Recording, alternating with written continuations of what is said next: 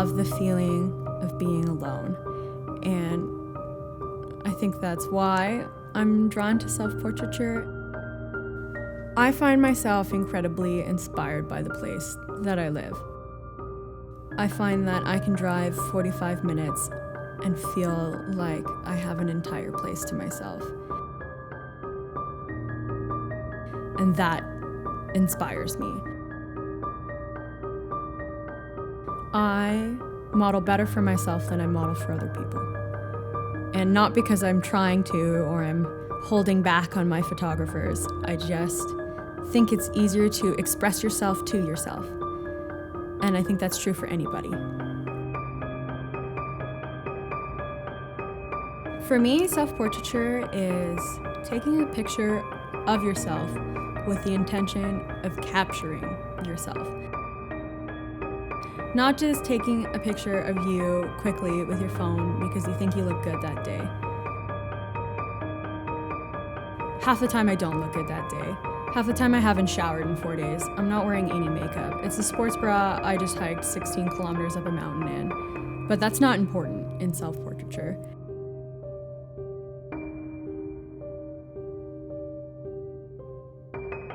And if you're just like, oh, that's a nice mountain, what if I stand in front of it?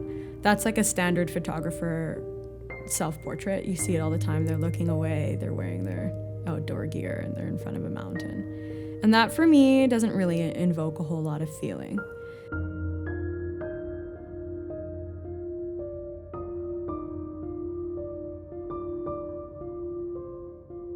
But to strip yourself bare, as I'm normally not wearing much in my self-portraits, and you really try to feel what you feel in that spot and convey that in the photo, that's what I think would differentiate two self-portraits.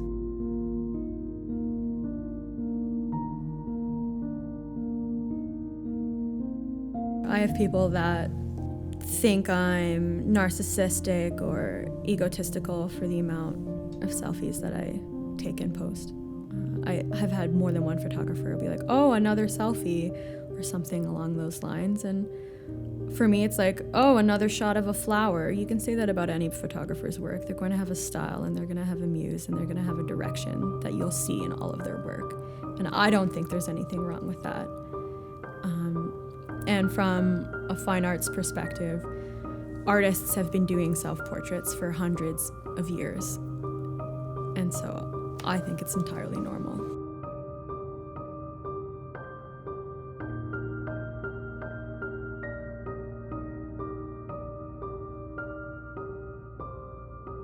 Explaining kind of the loneliness aspect of my art.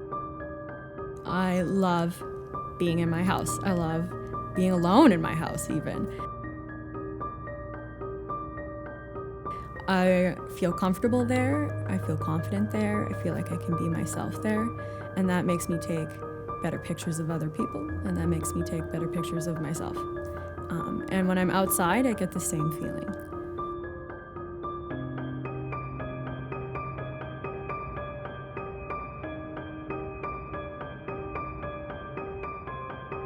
I like shooting boudoir because I like the beauty in it. I like the class it can have.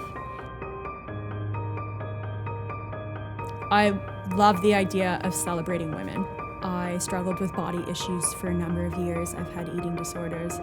I've done really awful things to myself in the pursuit of beauty. And to get over that and to accept yourself is to also get over other people's faults and accept them. And when you can post somebody to highlight all the good things about them, and that for me is, I guess, my aim and direction for making women feel better about themselves.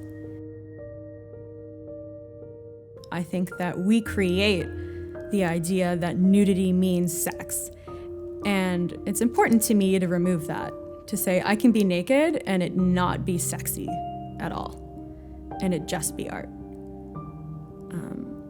And for me, I've gotten a lot of feedback to say that that's true. I have a lot of other boudoir photographers who contact me and they're like, I want to know how to shoot photos like you where they don't feel racy and they don't feel sexy, and how you can take a picture of a woman completely naked just standing there and it doesn't have that raunchy feeling of a woman just standing naked there.